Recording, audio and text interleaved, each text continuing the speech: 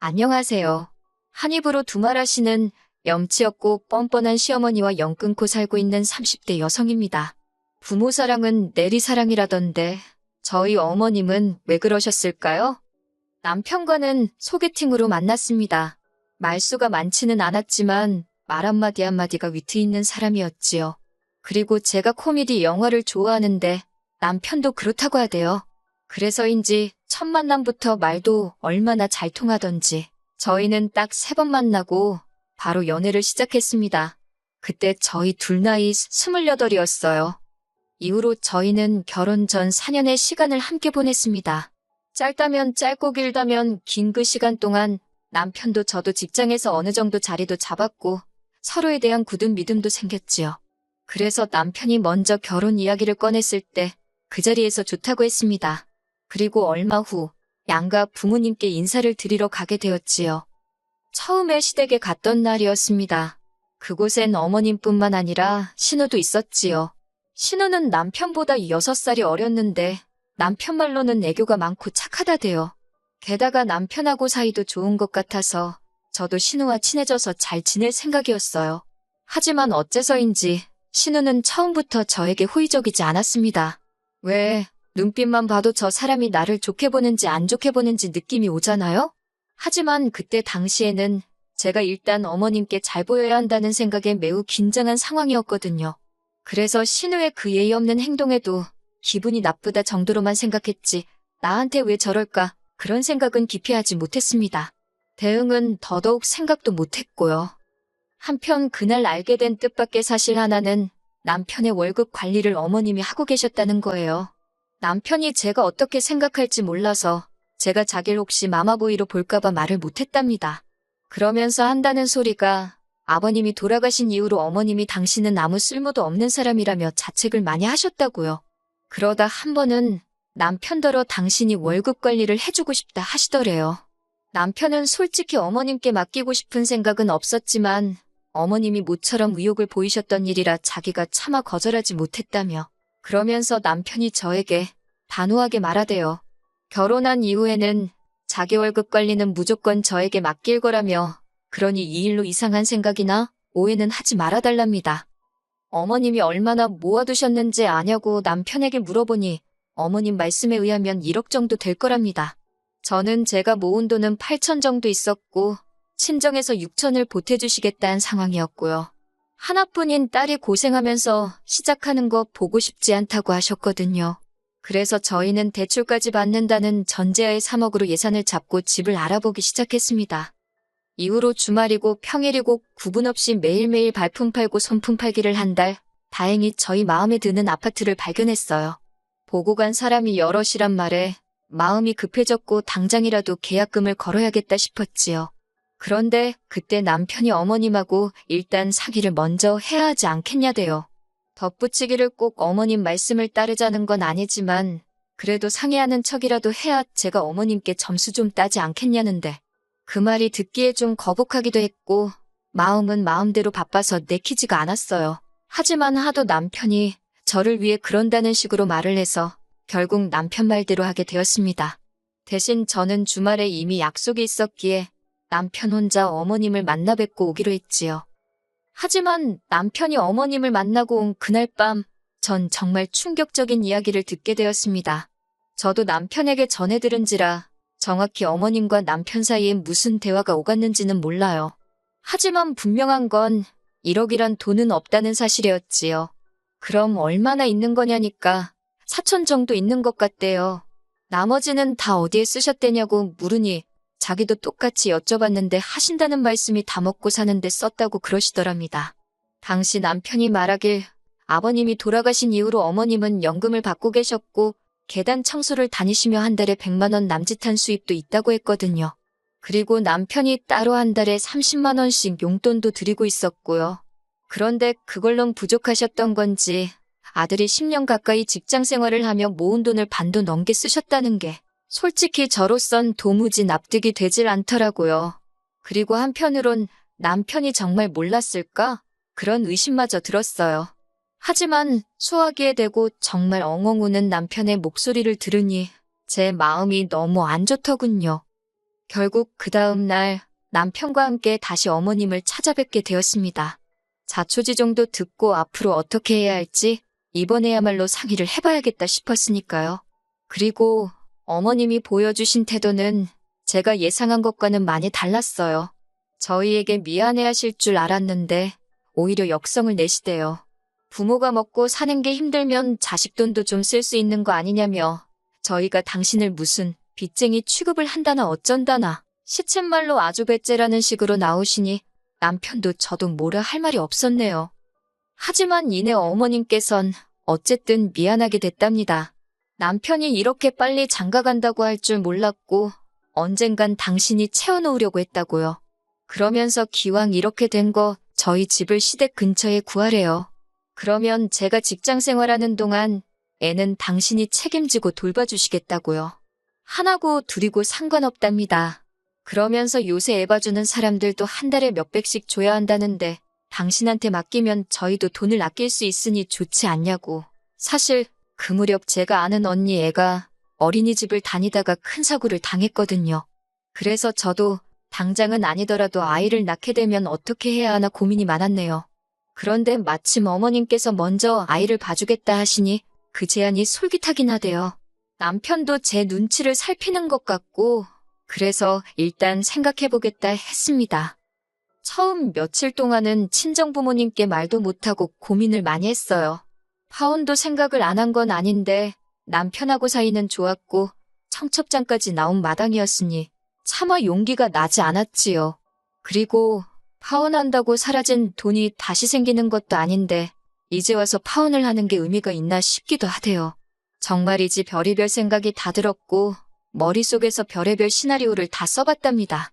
그러다 결국 어쩔 수 없이 친정부모님께 다 털어놓았어요. 두 분 다 화가 많이 나셨지만 그래도 친정어머니께서는 아이를 봐주겠다는 약속이 마음에 걸리시는 눈치시대요. 그도 그럴게 저희 친정어머니는 일을 하고 계셨기 때문에 제가 애를 낳아도 도와주실 상황이 못 되셨거든요. 그래서 결국 결혼은 그대로 진행하기로 했네요.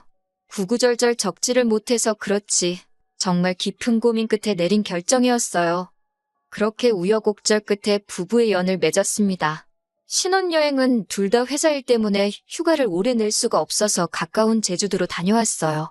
여행의 마지막 날, 다음 날 바로 출근을 해야 하는 상황이라 집으로 가고 싶었지만 신우가 전화해서 한다는 말이 그래도 시댁에 인사는 하고 가야 하지 않냐입니다. 어린 신우가 그러니 너무 짜증나더라고요. 그나마 시댁이랑 저희 신혼집이랑 가까운 거리였으니 좋은 게 좋은 거다 생각하고 시댁에 들렸네요. 시댁에 도착하니 신우랑 어머님이 저희를 기다리고 있었습니다. 하지만 이내 저와 남편의 빈손을 보고는 진짜 너무하는 거 아니냐고 또 무례하게 굴더라고요. 신혼여행에서 아무것도 안 사오는 사람이 어디 있냐고요. 순간 어머님께서 이 사람 돈을 그렇게 다 쓰지 않으셨으면 저도 뭐라도 사왔을 거라고 쏘아붙이고 싶었지만 차마 그럴 순 없어서 시간이 없었다고 둘러댔어요. 그리고 이내 신우가 어머님도 남편도 다 있는 자리에서 또 한 번 선을 넘더군요. 아직 30도 안 된 신우가 애인도 없는 신우가 저더러 한다는 말이 자기가 웬만한 남자는 다 만나봤대요. 그런데 아무리 눈을 씻고 찾아봐도 자기 오빠만한 그러니까 제 남편만한 남자는 없다는 겁니다. 그리고 자기 어머니, 그러니까 저희 시어머니요. 아버님 돌아가시고 힘들게 버티신 불쌍한 분이라고 잘해드리래요. 아니 100번 양보해서 손이 시누이가 그런 소리를 해도 어이가 없을 판국에 한참 어린 신우가 저한테 잔소리를 하니 저도 더는 못 참겠더군요. 그래서 제 할도리는 제가 알아서 한다고 아가씨나 잘하라고 쏘아붙였습니다. 아가씨 지금 이러는 거 굉장히 무례하고 어머님 얼굴에 먹칠하는 거라고 덧붙였고요. 그러자 신우가 얼굴이 벌개져서는 아무 말도 못하고 저를 노려봤고 어머님도 마찬가지셨어요. 아무리 신우가 저보다 아랫사람이어도 어머니 믿는 자리에서 신우한테 그렇게 말하는 며느리가 어딨냐입니다. 그래서 저도 어머님더러 그러면 신우가 먼저 함부로 말할 때 따끔하게 혼을 내주셨어야 하는 거 아니냐고 받아쳤어요.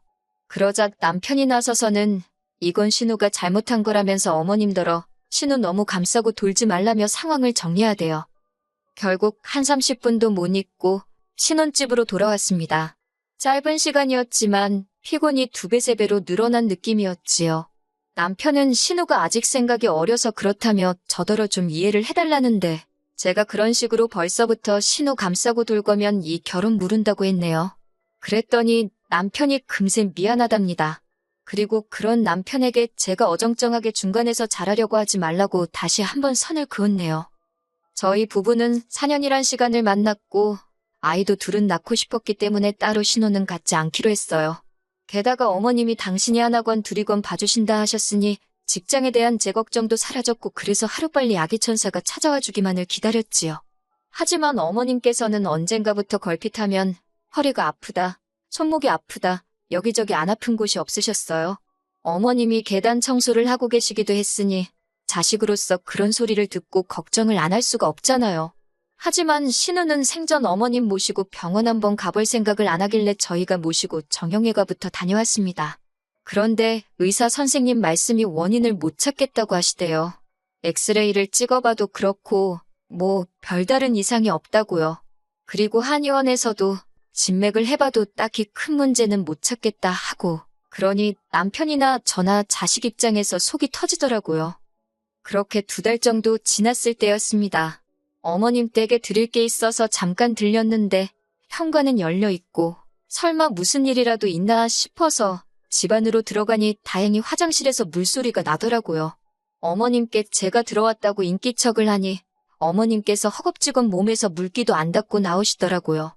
그리고는 저를 막 밀어내시는데 순간 생각지도 못한 물건을 보게 되었습니다. 그건 바로 골프채였지요. 골프채 한두 개가 아니라 세트에 집안에서 연습할 수 있는 인조잔디 매트까지 거실에 나와 있더라니까요. 순간 배신감이 들더라고요. 저를 밀어내는 어머님을 향해 버티고 서서는 저게 다 뭐냐고 물었습니다. 여기저기 안 아픈 데가 없으신 양반이 이게 다 뭐냐고요. 그랬더니 누가 줬다는 거예요. 어이가 없어서. 그래도 뭐 제가 형사도 아니고 어머님을 취조를 할 수는 없잖아요. 하지만 그제서야 머릿속에서 퍼즐이 맞춰지더군요.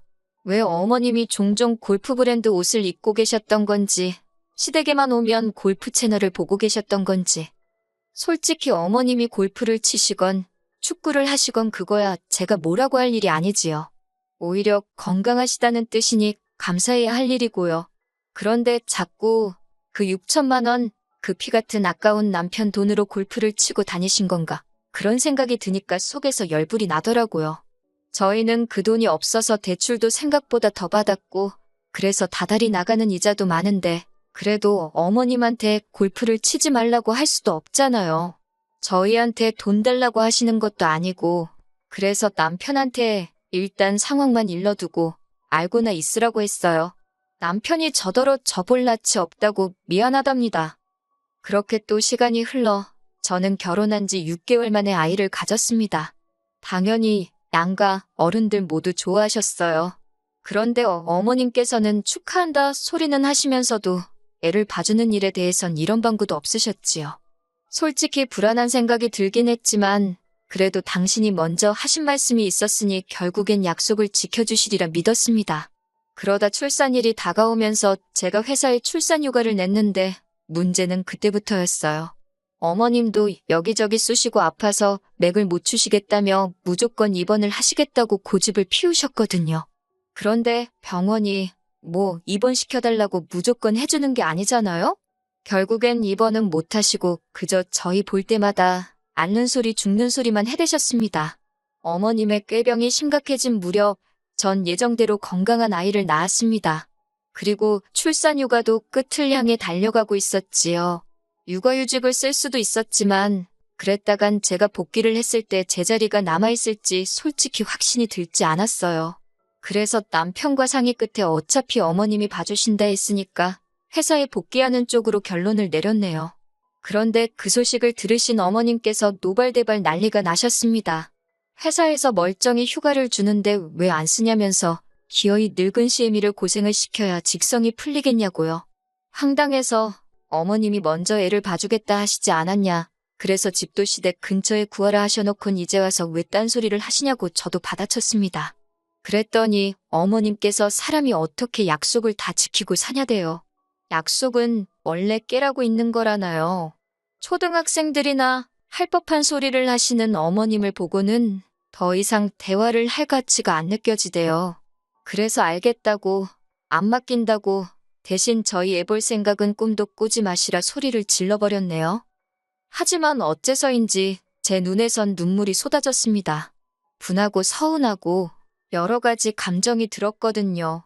제 자신이 바보 같기도 했고 돈 생각도 나고 그냥 복잡했어요.